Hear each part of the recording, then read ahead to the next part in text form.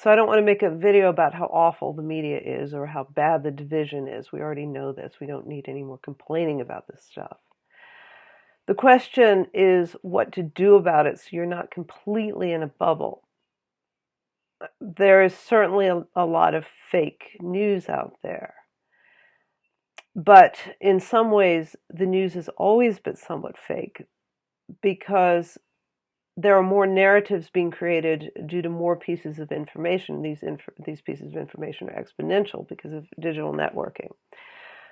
So whether it's intentional or not, objectivity has always been nested in value. News has always crafted stories. You can remember, if you see old movies about the newspaper business, and there's a lot of them, you got the editor saying to the reporter, "That's not a story. Go back out there and get me a story." So that it's always a story.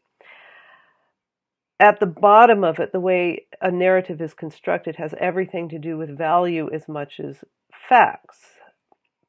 Now, in the past, the news had cleaner narratives because there were far less variables, but they're still narratives. Obviously, media in the past was a bastion of truth compared to today because you have so many other factors. Still, I wouldn't wax too nostalgic about the past because this mechanism has always been in place, this mechanism of narrative creation. Obviously, again, now we're in a unique situation in this day and age, which really is pathological. I know that. I'm not saying that the past is the same as now. I'm saying that narrative creation mechanism has always been in place, but now you've got a whole bunch of other factors that are causing this problem. And I was reading Scott Adams' Loser Think, and I came across this paragraph that explains why we're seeing what we're seeing. So I'm going to read that. The technological change that broke the news business was our ability to measure audience reaction to every headline and every variation of the story. So micro measuring, and we've seen this before in the last major situation of the global financial collapse.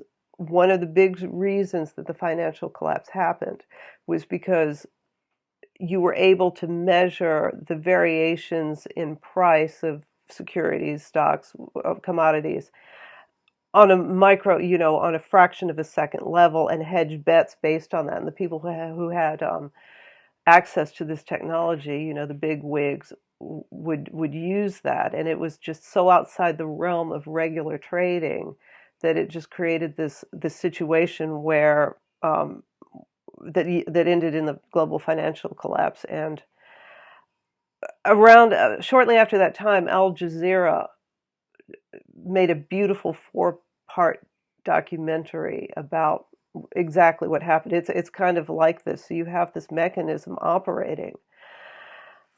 Okay, so let me finish what he said. Once you can reliably measure the income potential of different approaches to the news, that's kind of scary. The people who manage the news have to do what works best for profitability, or else they are abandoning their responsibilities to shareholders. On top of that, executive compensation is determined by profit performance. From the moment technology allowed us to know which kinds of content influence viewership the most, the old business model of the news industry was dead media walking. From that point through today, the business model of the press changed from presenting information to manipulating brains. Okay, so that's a very good description of the mechanics of what's happening, of what is happening, what happened. Now I want to read a little bit of the psychological state that this creates in individuals. The business models of the press and social media act in concert to keep you in your mental prison, like some sort of indentured servant working on a click farm. That's brilliant. As long as you're clicking on the media's content, that's all they need from you. And they know you'll click with more passion if they can keep you spinning around in your biased bubble. And so on the cover, he's got these people in their bubbles, so that's pretty clever. But besides the addiction model described by Adams, there are some other challenges to getting a real picture of what's going on. And one thing we know is that now statistics, surveys, even science itself are more biased than they used to be. Maybe because the incentive, I would say that that's always been the case because science is nested in value. All these things are nested in value. So people interpreting statistics surveys or people creating the statistics will look at them through a biased lens. There's going to be some level of human bias in this stuff, but and a lot of it's unconscious, but it's much worse now for these reasons. There's more of an incentive for even scientists to be fitting in with a particular political side. I imagine politics has always been a factor in science. For example, Newton was too scared to share his findings for like 20 years because, the big political entity, the church, would, if you had some scientific discovery that was against the teachings of the church, they'd burn you at the stake. So this has happened forever, this particular thing. It's just that it's so amplified now. Also, we know that as time changes, so do social values. So the axioms of what is to be valued and what is to be denounced changes over time, and this certainly affects science. So I think the point I'm trying to make is absolute objectivity in science, statistics, and surveys, et cetera, isn't you're really not going to be able to get it 100%. So news reporting, which is now, I guess you would call news entertainment to a large extent, especially in terms of mainstream media, overused term, but it's true. These entities, these corporate entities, are all about profit, like Adams was saying, and so now they are about entertainment because they kind of have to, they compete with social media, but they're in cohort with social media to keep you entertained and captivated. These things are on the social level. And with anything on the social level, these are social patterns. Media, news, social media, all this stuff is our social level patterns. And you're never going to find any simplicity or long-term consistency in social patterns.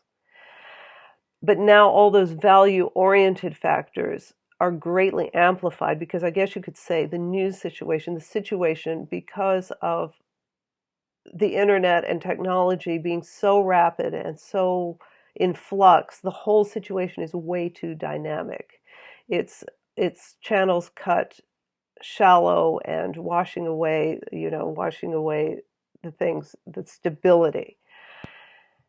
In fact, much of what's happening on the social intellectual level exchange is too dynamic. You have the intellectual and social. They're in cohort and conflict. So this actual relationship with the social and intellectual is way too dynamic. The internet has given us too many variables called facts that are constantly transforming and multiplying. It's almost like time-lapse photography. This means that we have to look at the old ways that we interpret things and update them. And the old method of carefully analyzing information as we get them on a rational level is become impossible, is combinatorially explosive. So I suggest a way for a regular person to start making sense of things is to shift away from rational analysis and more into an intuitive mode. And I don't mean emotional, I mean intuitive. So I'm going to talk about that because the problem is if we're doing it, and I know they're very related, but one of them brings in personal things like ego and preconceived notions, and the other is a more neutral stance. So I'm going to get into that. You can't rationally decide what is true because all the narratives seem true, and that's the point. These narratives are constructed so they seem true on a rational level. The real truth is the most valuable narrative for the context, meaning it will best marry what you observe, what you know, and what you trust. It will line up on multiple levels. Because this isn't going to be the same for everyone, our social level, like the intuition of the social level comes up with a rough consensus in order to even operate. and then codifies them in moral rules. But nowadays, that consensus is only partially useful because we don't have one thing that we're under. We're not even under, one nation indivisible under God. That is out the window these days. So you don't have some commonality that we're coming together under. So there's no choice until we can transform things to find the consensus in our own head on an individual level. There's not really a choice right now. Individuals have to come up with the most high quality and coherent narratives and operate from that, and maybe then come together people who have discovered on their own this similarity of coherence, and then come together under that. I don't know. I mean, I'm not trying to solve a social problem. I'm just kind of thinking out loud. So how are you going to pick the best narrative? Well, there's a time-saving way to do it, and that is just to look at the same story from two sources on opposing sides. If you have 5 minutes to figure out, or 10 minutes, you might go to, this is a time where you could potentially use mainstream media, which I don't suggest as a source of information, but this is what you could do if you have just a little amount of time, or you're in the middle of debate or something, and you want to be the devil's advocate, or you want to get some kind of coherence. Then take both sides and synthesize those two narratives, and that will result in something balanced. It's going to be very superficial, because if you're using mainstream media, both sides reduce reporting of issues to emotionally salient talking point narrative stuff. But it's better than nothing. It'll do in a pinch. The better way, very time consuming, is to sample widely. And I don't mean from mainstream media. I mean from a lot of different sources. And you're going to have to find these sources. It's going to be a chore. I would suggest, and when I say sample widely, that means that you have to go to both sides of the political spectrum, far, middle, far, center, and more centrist, more moderate, all the way across, so you really know what's going on. It's time consuming, I know. But when you're doing this, then you allow, with that intuition, with that neutral stance, these facts to present themselves to you. You don't go into it with the rational knife. You sit back and allow what seems to have quality all across the spectrum. You might even find something on the far ends that give you some kind of insight. They probably will. You might not find the quality facts there, but you will find something that will help you find the quality facts more in the middle.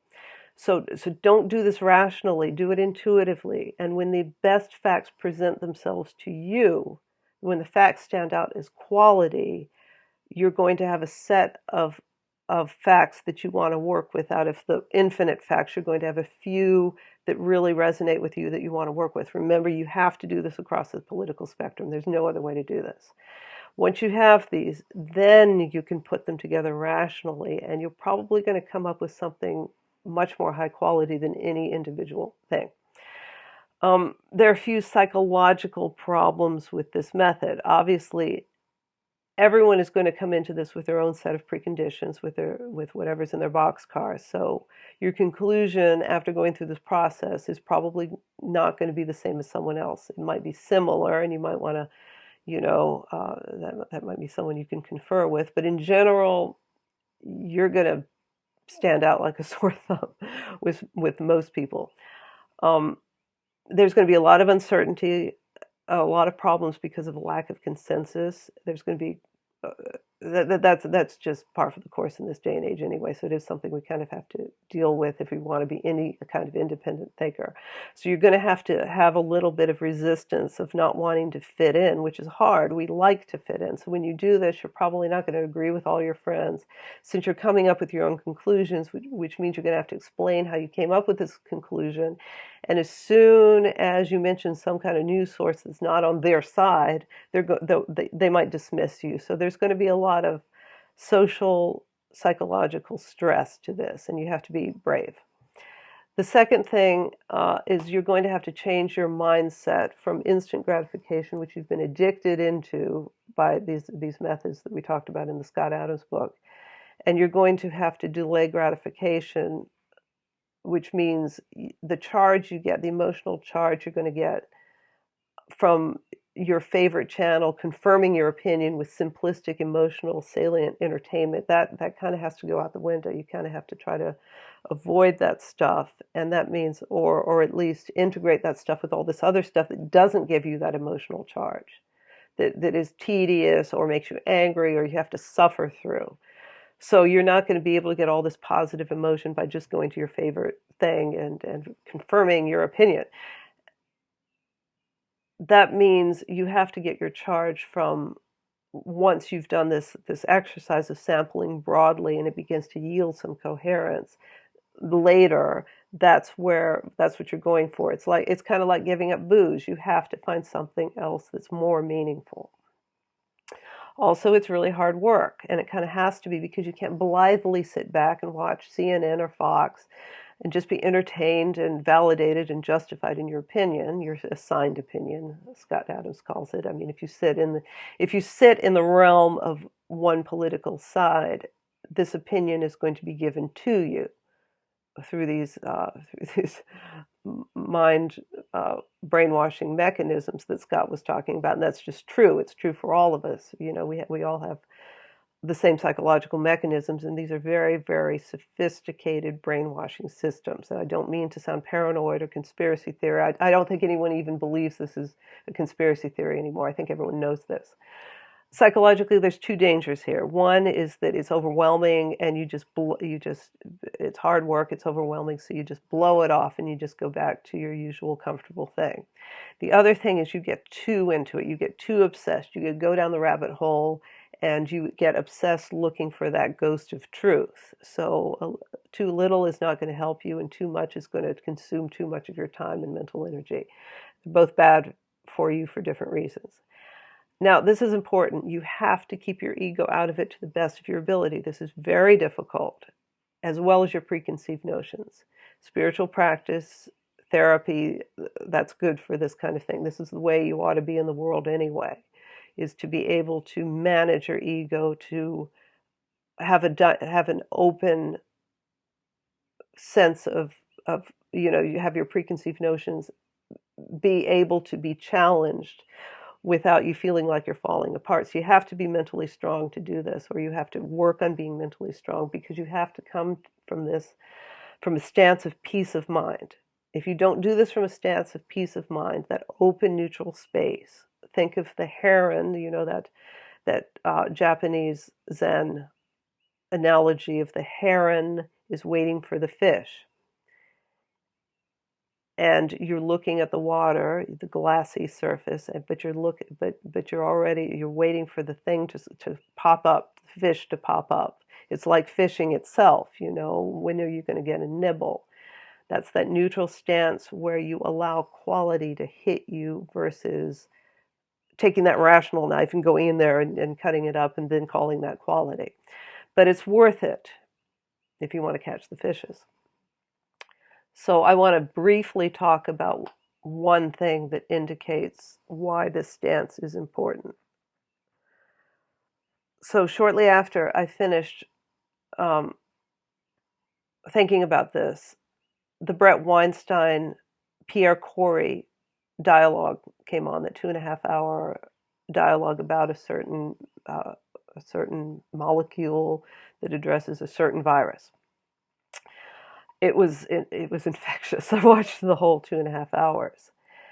So there's a problem. There's a perfect example of why you really need to do your own research, because if what these men is saying is true, and I think if you looked at the group of individuals that are coming up with this, what this doctor is saying, Kory, the caliber of physicians that are breaking away from these prevailing narratives is very high. These are pioneers in their field. These are very serious doctors who are breaking away from the socially corporate government sanctioned narratives. These aren't a bunch of conspiracy theory hacks. And these narratives that the government and the corporations give us are indeed narratives, and they're good at it. And that means that it's more critical than ever. So if you watch this, you're going to see that it's more critical than ever to do your homework. I'm not saying that you shouldn't be skeptical about this interview either. Of course you should. But it does demonstrate, but because this is so outside the realm of conspiracy theory, because this has such a robust set of proponents behind it, it kind of gives you an understanding of why you have to do this work. So I hope that made sense, and I'll see you next time.